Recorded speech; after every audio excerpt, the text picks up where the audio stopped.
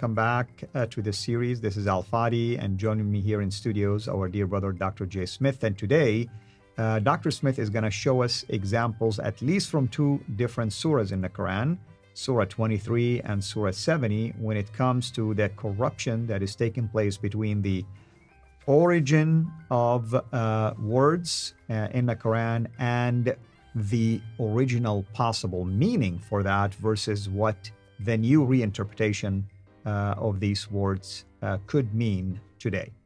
With that in mind, Dr. J, thank you so much as always. So what are these examples that you are going to share with us? Now, we talked about Christophe Luxembourg. He's not the only one that has been doing this work. Another French scholar named Dr. Guillaume D., who Odon introduced in October, I think the 28th of October on Fandor Films. He introduced these two examples that are also doing this in French.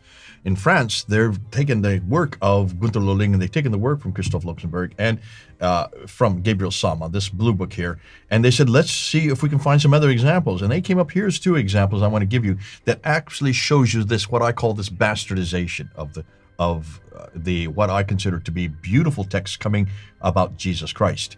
When you look at Surah 23, and if those of you who have Qurans, open up to Surah 23, and I've got it right here. I've opened it up, and I almost want to read to you what it says. You can read in Arabic. Which verse? This is verse 1, 2, 3, 4, and 5. Okay. And we're going to go up to verse 11. So just the first 11 verses is actually a beautiful poem, and it's done in mnemonics. So it has, if in the Arabic, it actually follows, it's beautiful because it follows the original Aramaic, and it follows, mnemonics means where you have a rhyme so it's easier to memorize. These are rhymes that also are in patterns that are easy to memorize, because if you're doing this in liturgy, if you're doing this to memorize it so that you can do it in worship service, you want to have an easy ending for each word. And it starts like this. Successful indeed are the believers. This is in English, obviously, so I'm not doing it in the Arabic or the Aramaic.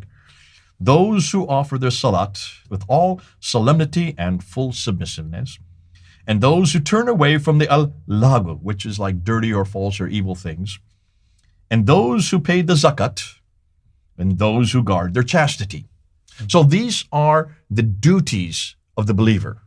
These are ones who, they do their prayers, they turn away from evil things, they pay their alms, their zakat, and they guard their chastity.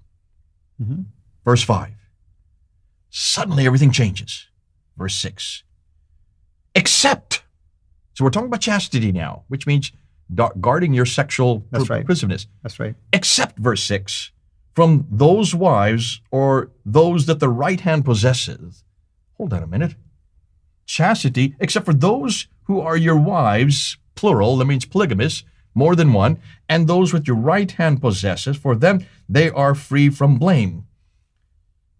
Who are those which your right hand possesses? What does this mean in Arabic? The idea is that these are your slave women. These are women, concubines of war. Usually. I mean, or you bought them, or whatever the case might be. So what does that do to the word chastity?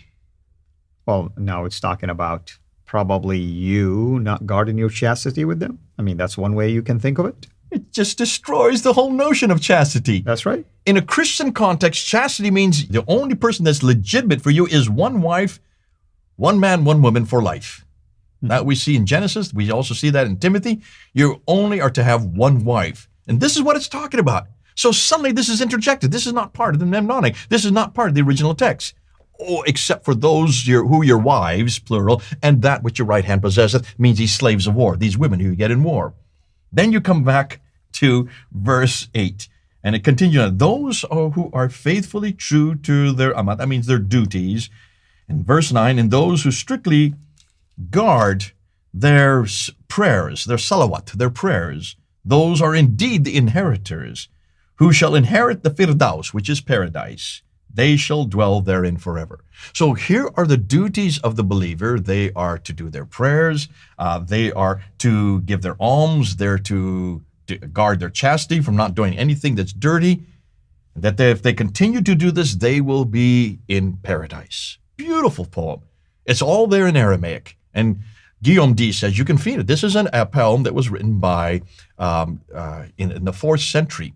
And it was written in the 4th century as a prayer for the believers. This is what you get if you do this. interjected are these two verses that completely shut down this idea of chastity as really you can have as many wives as you want and as many sex slaves as you want. And then it continues on with the prayer. Now, to me, that's a bastardization of what was beautiful, a bastardization of what was intended. This is then repeated in chapter 70. In chapter 70 from verse 25 to 35. Chapter 70, verse 25, verse to 6, 27, 28, 29, you find the same duties again, the same duties in a mnemonic, just like you found in chapter 23. And then verse 30 and 31 says, except for the wives and that which your right hand possesseth. Chastity is except for these. That's the bastardization. Then it comes back in verse 32 to 35, which talks about the rewards in heaven. Almost exactly the same that we see in chapter 23, we see repeated in chapter 70. Now, who put those two verses in both chapter 23 and chapter 70? Well, the Arabs did. This is the Arab imposition and bringing and eradicating all sense of chastity. It no longer makes any sense anymore. So re-theologing things, I mean, theologically speaking, it was one wife, one woman. Now you have to interject the new theology. Now it's polygamy and Right. basically sexual promiscuity, which completely shuts down any notion of chastity. And I say, this is what the Quran has done to that which was beautiful. And I look and see, if you're looking to the sieve, what the first 5 verses is what you see being put in here. In this case, what came out at the end was horrendous. So the sieve that was put in there, what they have done, they've done just the opposite. They've made it dirty and they made it sinful. In fact, there's no reason in the world to read the Quranic account. Let's go back to the original Aramaic account. And what do you find? You find these beautiful prayers that are to Jesus Christ, all about the rewards of those who actually follow and do what Jesus asked to do. So that's why we're sifting through and finding in almost every case, it bastardizes the text.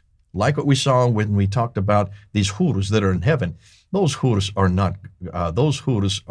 not women that are there with translucent skin and firm breasts. They're really just grapes. Nothing more, nothing less. Unfortunately. Next time, I believe we're going to be also unpacking something related to the mysterious letters. We're going to look at the letters. What are those letters? Right. The ones that are known as the disjointed letters, mysterious letters. And of course, maybe I won't be surprised if most of our viewers don't even know what we're talking about. So we are going to unpack that separately. Thank you, as always, Dr. Smith, and thank you, everyone, for joining us. Until next time, have a blessed day.